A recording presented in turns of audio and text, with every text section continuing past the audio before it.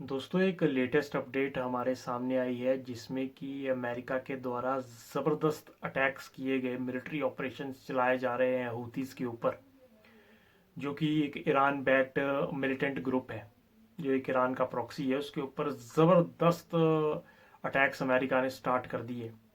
वो naval attacks है, air force से अटैक्स है, मिलिट्री ऑपरेशंस चालू कर दिए अमेरिका ने हूतीज़ के ऊपर, जिसने कि पूरा ट्रेड खराब कर रखा है। वर्ल्ड का जो एक बड़ी रेड सी में जो एक बड़ा नाजुक सी एक पट्टी है, अगर आप यदि मैप देखें तो उसमें पूरा हालत खराब कर रखी है, ट्रेड को डिस्टर्ब कर रखा है।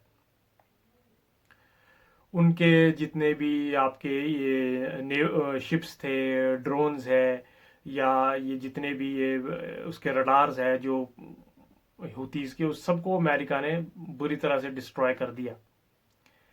दोस्तों कहा जा रहा है कि ये अमेरिका की तरफ से एक बड़ा एक सिग्निफिकेंट एक्शन है। सिग्निफिकेंट एक्शन इसलिए है क्योंकि जो अब सेकंड टेन्योर आया है डोनाल्ड ट्रंप का, इसने दिखा दिया है कि किस तरह से ईरान को मिडल ईस्ट में जो पूरे रीजन में एक उसकी दादागिरी उसको पीछे धकेल रहा है डोनाल्ड ट्रंप। ईरान ने जो पूरा वो अपना वो मिडल ईस्ट जो वेस्ट एशिया जिसको बोलते हैं, उसे पूरी अपनी दादागिरी जमा के रखी हुई। उसको उसकी दादागिरी को कम करने के लिए, उसको पुशबैक करने के लिए डोनाल्ड ट्रंप ने एक मेजर स्टेप ले लिया दोस्तों। इससे क्या हो रहा है कि इससे टेंशन्स भी एस्केलेट हो रही है।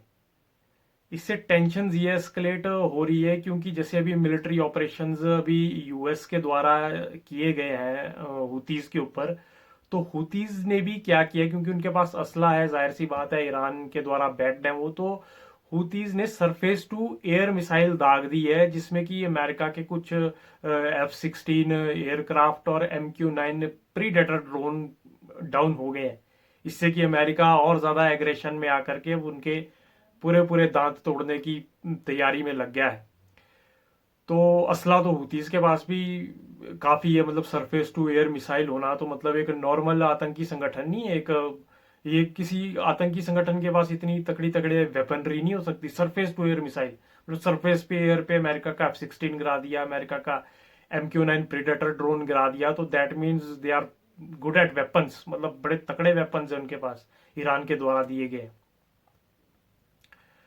तो दोस्तों इसमें एक चीज ये भी है कि यूएस ऑफिशियल्स के द्वारा इसमें ये भी देखा जा रहा है, उनके द्वारा ये कहा जा रहा है कि जो हम ये स्ट्राइक्स कर रहे हैं, जो हुतीज को निस्तेनाबूद करने की जो प्रक्रिया शुरू हो गई है, इसमें कहीं ना कहीं एक सेफ पैसेज चाहते हैं वो, कि जो मतलब एक ट्रेड इतने टाइम से डिस्टर्ब हुआ हुआ है, जब से आपका हमास इसराइल वॉर चला था तब से इतना ट्रेड डिस्टर्ब हो गया, तब से हुतीज भी उस यमन के एरिया में जो सऊदी अरेबिया के इस तरफ है, वो पूरा नॉर्दर्न यमन से पूरा रेड सी का ट्रेड खराब कर रखा उसने। तो उसको जो ट्रेड है ताकि से इंडिया से यूरोप, अमेरिका से यूरोप, जो वहां से ट्रेड रूट आ रहा है रेड सी के जरिए, उसको नॉर्मलाइज करने की बात करी गई है यूएस ऑफिशियल्स के द्वारा।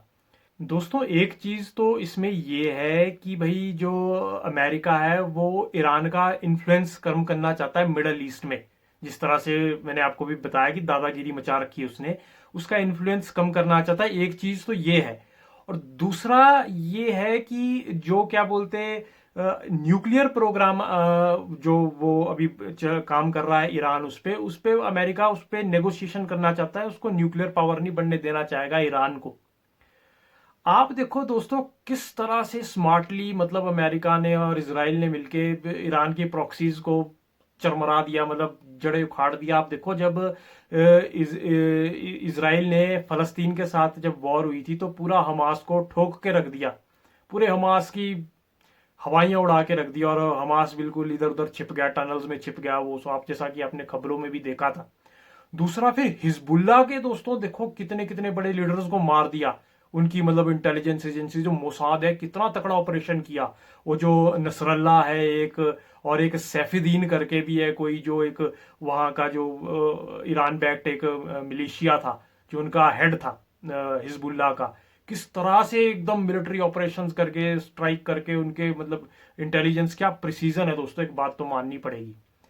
और दूसरा क्या बोलते हैं, एक आपने पेजर अटैक देखा था, जो पेजर यूज करते हैं वो कम्युनिकेट करने के लिए ना, हिजबुल्ला वगैरह, उनके चिथड़े उड़ा दिए। मतलब इतनी इतनी साइंस में आ गए इसराइल की, वो पेजर ऐसे ऐसे करने लगे तो वो पर खच्चे उड़ गए। जहां वो पेजर रखा हुआ था, वो एक डिवाइस होता है जैसे फोन है एक डिवाइस, तो वो फोन इसलिए नहीं लगते ताकि वो इसराइल के द्वारा इंटरसेप्ट हो जाए, तो वो पेजर यूज करते। पेजर भी उधर ताइवान वगैरह से आया था, उन्होंने पेजर यूज किया।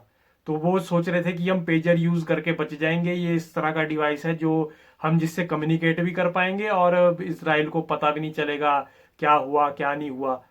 तो इसराइल इनका भी बाप निकला। जहां से ये डिलीवरी हो रही थी वहां इसराइल ने पेजर के अंदर ही अपनी कोई ऐसी चिप्स लगा दी, जब उसकी उनको देने से पहले, जब ताइवान ने उनको डिलीवर करना था, उसको क्या बोलते, हिजबुल्ला को ये पेजर अपना डिलीवर करना था, उससे पहले इसराइल ने गेम खेल दी, उसमें चिप लगा दी। और जब वो सबके पास वो पेजर था, उसमें हजारों लोग मर गए जब पेजर ब्लास्ट हुआ, जब उनके पास पेजर आया। तो इस तरह से गेम खेल ली इसराइल ने। अब आप देखो, इसराइल ने एक तो हमास को निस्तेनाबूद कर दिया, पूरा गाजा पट्टी चपटी कर दी, और दूसरा आपका जो लेबनान में हिजबुल्ला, उसकी बैंड बजा दी इसराइल ने बुरी तरह से। अब क्या है, अमेरिका जो तीसरा जो प्रॉक्सी है ईरान का, ही तीन प्रॉक्सी है ना ईरान के, हिजबुल्ला, हमास और हुतीज। अब जो तीसरा प्रॉक्सी है ईरान का, उसको अमेरिका ठोक रहा है बुरी तरह से। अभी जैसे बताया, बिल्कुल निस्तेनाबूद कर रहा है, उसका नंबर आया हुआ है। तो ये तीन प्रॉक्सीज खत्म करके अब मुझे ऐसा लग रहा है कि अमेरिका ईरान की तरफ एग्रेशन दिखाएगा। अब ईरान पे चढ़ने का प्रोग्राम है, क्योंकि अगर उनकी बात नहीं मानी, अमेरिका की नहीं मानी, क्योंकि अमेरिका बड़ा पावरफुल कंट्री है, मैसिव उनका मिलिट्री बजट है, कमाल यार वो देश, अभी जवाब नहीं उस देश का। तो अभी तक तो है वो पावरफुल, ऐसा नहीं कह सकते कि नहीं, है सुपर पावर, नंबर 1 चल रहा है वो। उसने ईरान की ऐसी तैसी कर दी। अब मिडल ईस्ट में अब क्या हो रहा है, उसका इन्फ्लुएंस कम हो रहा है।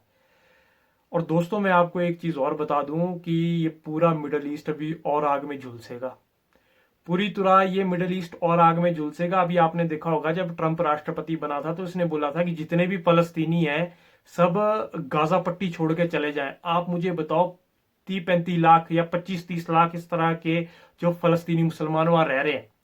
ट्रंप ने वार्निंग जारी कर दी कि अगर तुम इधर उधर नहीं चले गए, जैसे वहां के आसपास कोई लेबनान है या जॉर्डन है या इजिप्ट है या सऊदी अरेबिया, आसपास के देश में नहीं चले गए, तो वो फिर से पूरा चपटा करने के तैयार में इस बार अमेरिका गाजा पट्टी को। तो उनके लिए भी मुश्किल आ रही, जो आसपास के, मैं आपको दोस्तों एक चीज बताऊं, जो आसपास के मुस्लिम देश है ना, वो भी उनको नहीं लेना चाह रहे फलस्तीनियों को। ऐसे तो ये बहुत प्रोपोगंडा करते हैं कि भाई हाय फलस्तीनी मार दिया है, फलस्तीनी मार दिया। अब उनके स्टेटमेंट्स देखो, जॉर्डन मुस्लिम कंट्री, वो फलस्तीनियों को नहीं लेना चाहता। इजिप्ट, वो मुस्लिम कंट्री, वो फलस्तीनियों को नहीं लेना चाहता है। लेबनान, वो मुस्लिम कंट्री, वो फलस्तीनियों को नहीं लेना चाहता। सऊदी अरब, जहां से इस्लाम शुरू हुआ है, वो फलस्तीनियों को नहीं लेना चाह रहा दोस्तों। वो कह रहे हैं बवाल कर देंगे यहाँ आके, इनकी टेररिस्ट एक्टिविटी है, इनके अंदर एक जिहाद करने का जुनून है। वो मना कर रहे हो, मुस्लिम कंट्रीज उनको लेने से मना कर रही है, उनको शरणार्थी बनाने से मना कर रही है। तो बड़ी एक हैवॉक सिचुएशन होने वाली है। बड़ा बड़ा क्या होगा पता नहीं अब, क्योंकि अमेरिका चाह रहा है जो गाजा पट्टी है उस पर पूरा अमेरिका का कंट्रोल हो, वहां पे एक भी फलस्तीनी मुसलमान ना रहे। उफ, बहुत अभी बड़ा तबाही मचने वाली है दोस्तों। और दूसरी तरफ अमेरिका ने, ये तो ईरान की बात हुई, उसके साथ जो इराक कंट्री है, इराक के ऊपर अमेरिका ने अभी एक ISIS, Islamic state of Iraq and Syria का एक सरगना है अबू खतीजा करके, उसको मार दिया। मतलब आप देखो चारों तरफ अमेरिका किस तरह से ठोक रहा है दोस्तों। जबरदस्त है बात, जबरदस्त है ये। तो देखते दोस्तों आने वाले समय में और चीजें किस तरह से शेप लेती है और क्या क्या नई चीजें हमें देखने को मिलती हैं। तो इसी के साथ दोस्तों, मेरी इस वीडियो को लाइक करें, कमेंट करें, शेयर करें और मेरे इस चैनल को सब्सक्राइब करें। धन्यवाद।